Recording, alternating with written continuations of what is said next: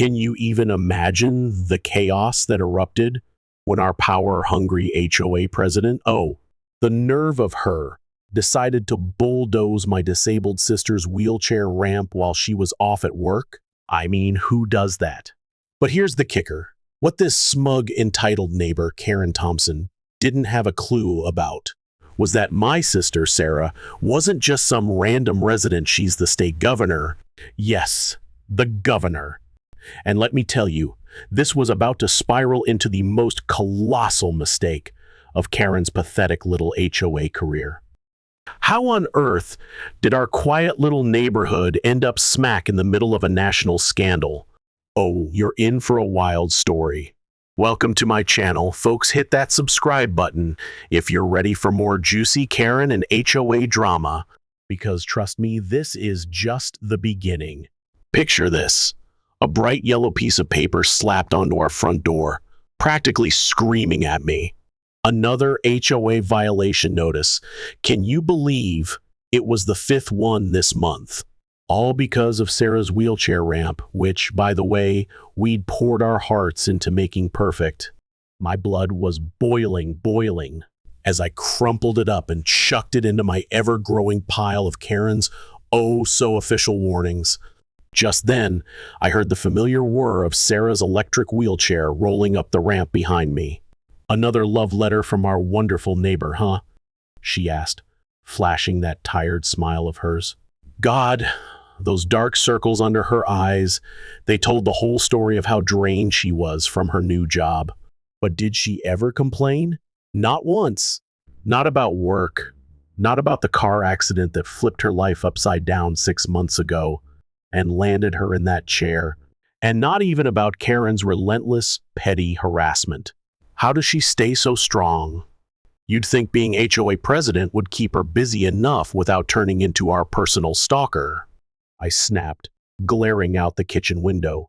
There she was, Karen, standing in her driveway, snapping pictures of our ramp with her phone like some kind of wannabe detective. Her perfectly highlighted hair bounced in the breeze. And that designer workout outfit? Please, it couldn't hide the pure spite plastered across her face. I'll never forget the day we installed that ramp. We dotted every I, crossed every T, hired a licensed contractor, got all the city permits, even painted it the exact shade of gray to match our house trim. We were so proud. But Karen? Oh no, she swooped in before the concrete could even dry, waving that HOA rule book like it was the Holy Grail. Section 8, paragraph 3 clearly states that all external modifications must be approved by the board, she'd sneered, her voice dripping with fake concern. We have to maintain our property values, you understand. Maintain property values? Give me a break. What really burned me up, it still makes me mad, was how Karen kept accidentally scheduling those HOA meetings about our ramp when Sarah couldn't possibly show up. Convenient, right? Not that Sarah could have gone anyway, she was too busy running the entire state. Yep, you heard me. My sister's the governor. But we'd kept that under wraps around here, just craving a shred of privacy while she recovered. Then, last week, I caught Karen sneaking around at 6:00 a.m., measuring our ramp with a tape measure like some deranged surveyor. What are you doing? I demanded. Just doing my duty as HOA president, she'd chirped, all innocent like. Duty, please. That's when I started documenting everything: videos, notices, a detailed log of every snide interaction. Call it a hunch, but I knew we'd need the proof someday. This morning, though, it felt different, eerie even. I was helping Sarah into her car for her physical therapy appointment, adjusting her scarf because the spring air was still chilly, when I spotted Karen across the street. She was huddled with 2 men in crisp suits, pointing at our ramp and gesturing like she was directing a Broadway show. One scribbled furiously in a notebook. The other snapped more pictures. I don't like this one bit, I muttered to Sarah, my stomach twisting. Maybe it's time we drop the governor bombshell and shut her down. But Sarah, ever the saint, just shook her head. No way. I won't use my position to get special treatment. We'll handle this the right way through proper channels. Proper channels? Really, Sarah? I admired her integrity, but as I watched Karen flash that triumphant smirk while handing over thick manila envelopes to those suits, I couldn't shake the dread creeping up my spine. Were we too late? I whipped out my phone and hit record, just in time to catch Karen's voice drifting over on the morning breeze. Yes, we'll need that bulldozer here first thing tomorrow morning. The board has already approved the removal. A bulldozer? My heart stopped dead. They wouldn't dare tear down Sarah's ramp, would they? As her car pulled away, I bolted inside, panic clawing at me. I checked our security cameras, thank goodness we'd installed them, and grabbed our folder of permits, hands trembling. But what I stumbled across in those files? Oh, it was a game changer, a bombshell that'd make Karen wish she'd never crossed us. Fast forward to breakfast the next day. I was halfway through my cereal when a low, menacing rumble shook the house. My spoon clattered against the bowl as I raced to the window. What I saw nearly stopped my heart all over again. There was Karen, bold as brass in our front yard, rocking her signature red blazer and that perfectly styled blonde hair, pointing at our ramp while some guy in a construction hat nodded like her loyal minion. I snatched my phone, hit record, and sprinted outside. The sun was barely peeking over the rooftops. Most neighbors were still snoozing, and there it was, a monstrous yellow bulldozer squatting in our driveway, its metal blade glinting like a guillotine. Two workers in orange vests were measuring the ramp with bright yellow tape, while Karen clutched a stack of papers to her chest like they were her prized possessions. What was she up to now? "What do you think you're doing?" I shouted, my voice wobbling more than I'd have liked. Karen spun around, her face lighting up with that fake, syrupy smile she always trotted out at HOA meetings. "Oh, good. You're home," she chirped, strutting toward me in her designer heels, which sank into our dew-soaked grass.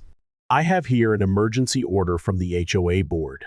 This structure is in direct violation of community guidelines, section 4.23. She waved a paper in my face, taunting me, then yanked it back before I could snatch it. "Emergency order? Are you kidding me?"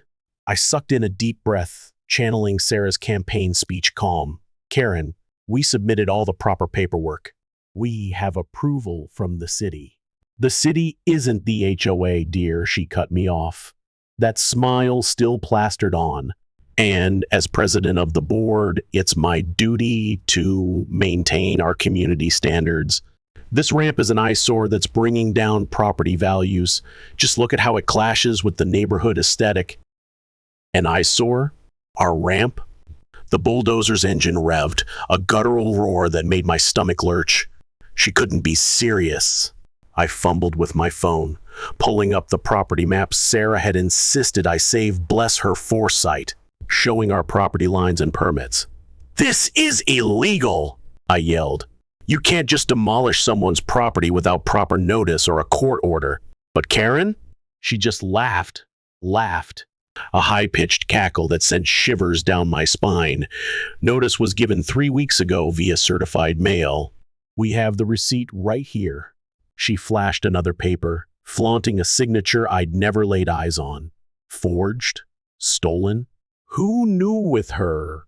I dialed Sarah's number in a frenzy straight to voicemail. Of course, she was locked in that budget meeting. I tried her assistant, her security team, anyone, but no one picked up. The workers started plopping orange cones around our driveway like it was a crime scene. One guy hesitated, squinting at his paperwork, whispering to his buddy did he sense something was off too. "If you do this," I warned, my voice steadying, "you'll be hearing from our lawyers. This is a violation of the Americans with Disabilities Act." I flipped my phone to live stream, capturing every second. Karen's smile flickered just for a heartbeat. "The HOA is exempt from. No HOA is exempt from federal law." I bellowed, loud enough to wake the dead. Lights flicked on in nearby houses finally, some witnesses. Mr. Rodriguez, our sweet elderly neighbor, poked his head out, then ducked back inside when he spotted Karen. "Coward! but she'd already turned to the bulldozer operator, giving him a sharp, commanding nod.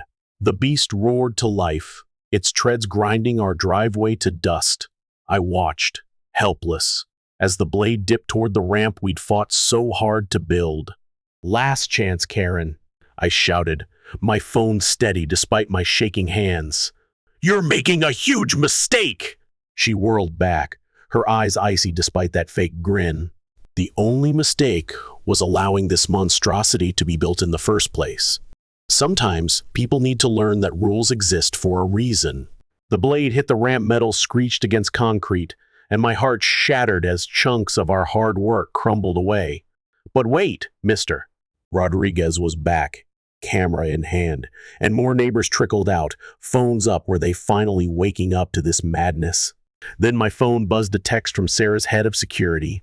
"Stay calm, keep recording, help is 3 minutes out." Oh, thank God.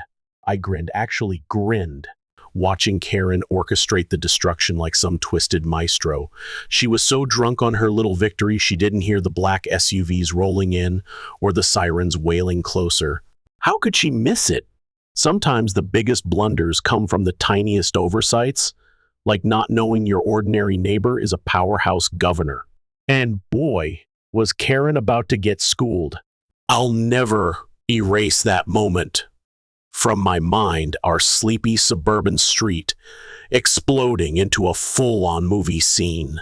Just as Karen was high-fiving her HOA cronies, oh, those sycophants, over their triumph against the eyesore, a black SUV screeched around the corner, then another, and another.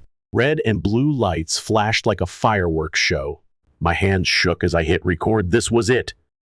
Karen's smug grin melted into pure confusion as 3 state police cruisers zoomed up, trailed by 5 sleek, identical government SUVs.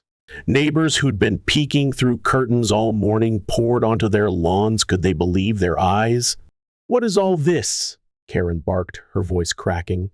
"This is a private neighborhood matter."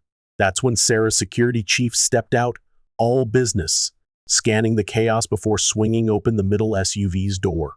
The street went silent, dead silent, as my sister rolled out in her wheelchair, rocking her official governor's blazer, and that fierce look she saves for press conferences. "Actually, Mrs. Thompson," Sarah's voice boomed, steady and strong, "this became a state matter the second you violated federal disability protection laws." She wheeled forward, her team fanning out around her like a fortress. Not to mention destroying state property without authorization. State property? Oh, snap, Karen was done for. Oh, you should have seen Karen's face. It was like a roller coaster of emotions, flipping through shock, fear, and disbelief in just 3 seconds flat. State property? She squeaked, her voice cracking like a kid caught stealing cookies. "Yes, Karen." Sarah shot back, cool as ice, whipping out her phone with a flick of her wrist. "What's it gonna be? Want to see the deed first, or should we dive into the Americans with Disabilities Act?" I'm pretty well versed in Title II, since I just signed new state protections last month. Can you believe the nerve of her standing there, so calm and commanding? The crowd of neighbors swelled bigger by the second, I swear. I counted at least a dozen phones popping up, recording every juicy moment. Miss S. Jenkins from across the street already live on Facebook, spilling the tea to the world. But the HOA bylaws clearly state, Karen stammered, stumbling backward like she'd been slapped, clutching those precious violation notices like they were her lifeline. "Oh, isn't that interesting?" Sarah cut in, her voice sharp enough to slice through the tension. She waved at her assistant, who marched forward with a thick binder that looked heavy enough to knock Karen flat. "My legal team's been tearing through your HOA bylaws all afternoon. Want to guess what we found, Karen?" I couldn't help but smirk as I watched her cronies on the HOA board start slinking away. Smart move, guys. Abandoning ship already. Multiple violations of state housing laws, discriminatory practices, and here's the best part. Sarah paused, letting the suspense hang like a storm cloud. Irregular financial records going back 3 whole years. 3 years!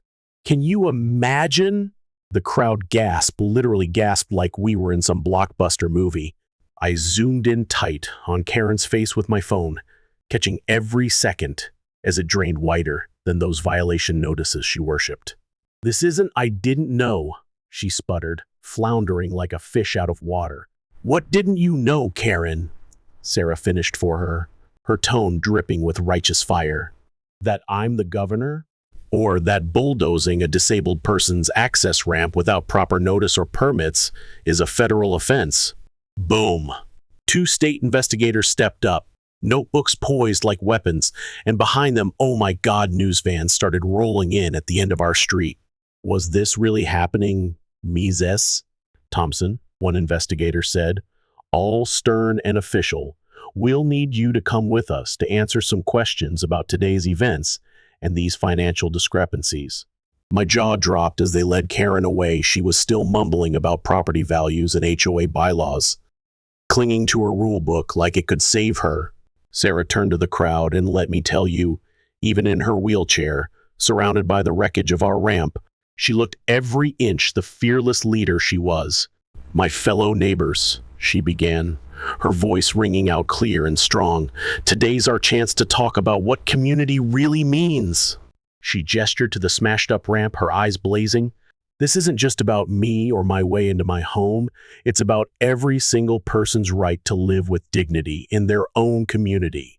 The faces around me shifted shame, anger, and then, oh, that beautiful spark of understanding.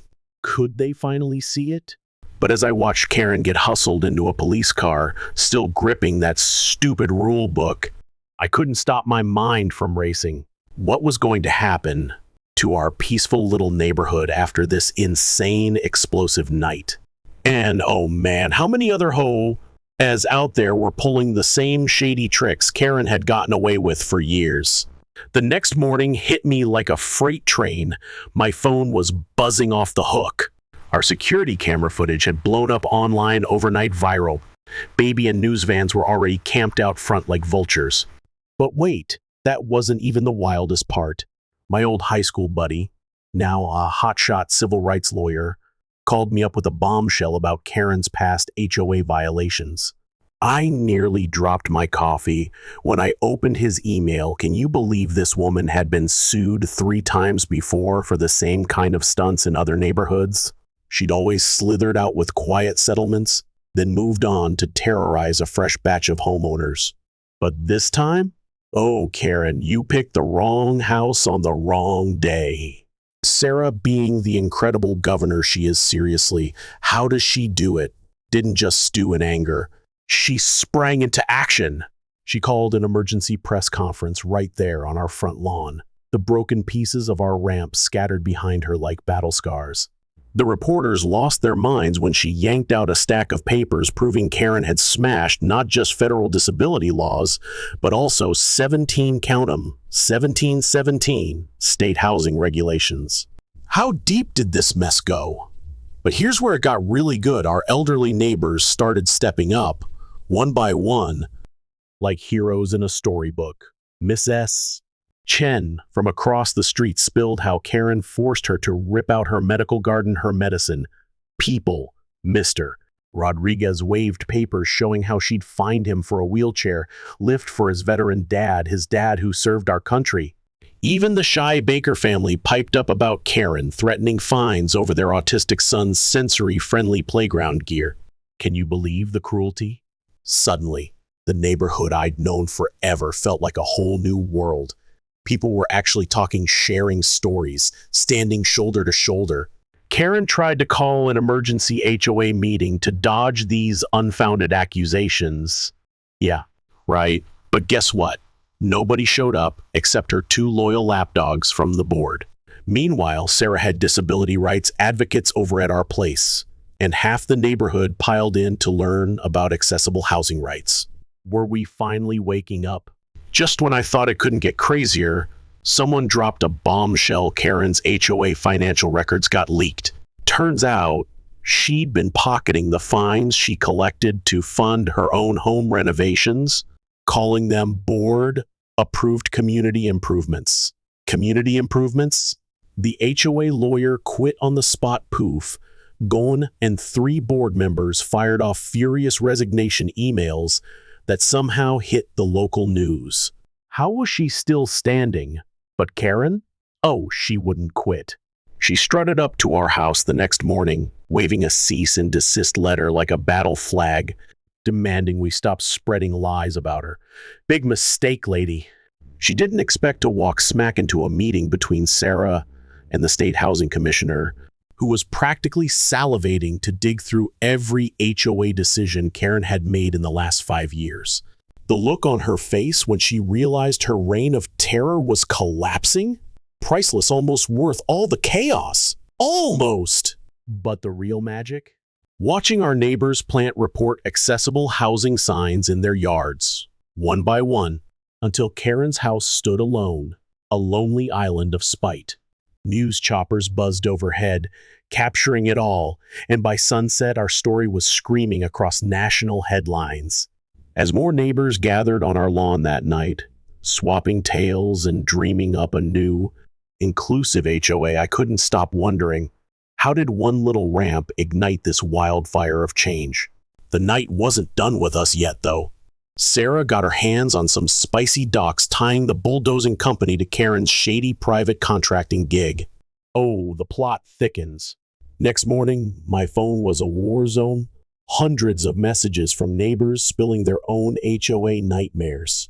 Reporters kept calling, but what stopped me cold was an email from Miss S. Rodriguez. Our sweet old neighbor Karen had fined last month for, get this, a garden gnome. She had proof of even more laws Karen broke. Was there no end to this woman's schemes? I grabbed every HOA rule, camped out with a highlighter, and spent the whole day marking up the parts. Karen ignored like, how had we missed this? Sarah's legal team dropped a bombshell. Karen never even filed the right papers to become HOA president. She just swooped in when the old one left, and nobody dared call her bluff. The deeper we dug, the dirtier it got. Then, oh, you won't believe this, our story hit Tommy Chin, that YouTube lawyer who's all about exposing unfair housing rules. He jetted in to meet Sarah, offering to sue Karen and the HOA for free. His video about us? Millions of views in a day, millions! Karen tried one last desperate HOA meeting, but this time, the community center was packed to the rafters. People who'd never spoken up shared their horror stories. Mr. Jenkins flashed pics of his daughter's treehouse Karen forced down. The Wilsons ranted about their Christmas lights she called too bright. Was she allergic to joy? Sarah rolled up to the mic, and it wasn't just about the ramp anymore. She unveiled her master plan. She'd been crafting a new law to shield homeowners from HOA abuse, and when she announced it'd be called the Right to Home Happiness Act, the room exploded in cheers. But the cherry on top? Our security footage proved Karen lied on official papers about the ramp demolition. Her own lawyer ditched her right then and there. 2 days later, we watched Karen pack up her precious rose bushes, those ones she'd bullied everyone into copying, and slink away. The new HOA board? Absolute legends. They turned the old violations office into a community help center. Now they send welcome baskets instead of fines. They even launched a program to fix up homes for elderly folks. How amazing is that? Sarah's ramp got rebuilt better, bolder, with local artists painting it with vibrant flowers and cool lights that glow soft and magical at night. The neighborhood kids? They think it's the prettiest thing on our street. Last week, Sarah threw a backyard barbecue for everyone, watching folks laugh and share food where Karen once shrieked about grass height rules hit me hard. Sometimes the darkest moments spark the brightest changes, don't they? That bulldozing company? They're offering free ramp installs to disabled folks statewide. Now their CEO apologized to Sarah in person. They even started a scholarship for disability rights law students. And yesterday, I got promoted to run the state's new homeowner protection office. My mission, turning HOAs from tyrants to teammates. Sarah says, we're just warming up.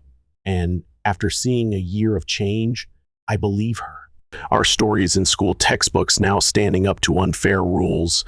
Baby, but the real win? It's Miss S. Rodriguez's growing gnome army, kids playing free on their lawns. No violation notices in sight. Karen's old house sold last week to a family with 3 kids, 2 dogs, and guess what? A wheelchair ramp for their grandma. No complaints, just 5 neighbors helping them unpack. That's when I knew it. We didn't just fix an HOA, we flipped hearts and minds.